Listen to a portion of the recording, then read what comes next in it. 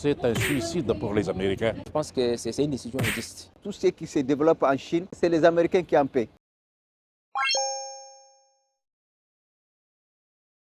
C'est un suicide pour les Américains. Pourquoi? Parce que on ne sait pas si le président Trump connaît bien la situation économique actuelle, surtout qui sont les pays où la région du monde entier qui ont des matières premières et qui sont les pays qui produisent des produits finis pour exporter dans le monde entier. C'est-à-dire, je pense que, comment dirais-je, le produit final de cette décision, c'est la dégradation de l'économie américaine. Moi, je pense que c'est une décision injuste. Voilà, quand on parle de coopération, la coopération surtout qui englobe tout, hein, les domaines économiques et commerciaux, on ne peut pas se commercer en étant seul, en vase clos.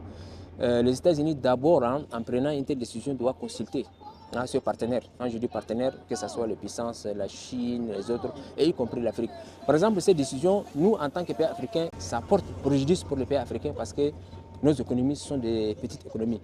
Mais quand vous prenez par exemple la Chine, la taille économique de la Chine a presque la même taille que les États-Unis. Hein, pour la Chine, que ce soit avec les États-Unis ou bien sans les États-Unis, la Chine poursuivra son développement en bon terme.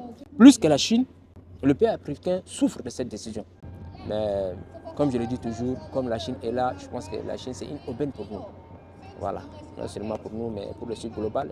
Nous sommes très fiers, voilà, d'avoir la Chine comme un partenaire, non seulement un partenaire simple, mais un partenaire fiable, sérieux et qui œuvre dans la coopération gagnant-gagnant.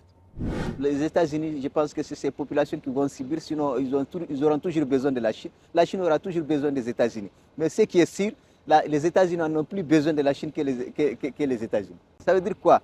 C'est tout ce qui se passe, tout ce qui se développe en Chine, c'est les Américains qui en paient. Et lorsque les États-Unis augmentent les droits douaniers, ça veut dire qu'ils vont sanctionner leur population.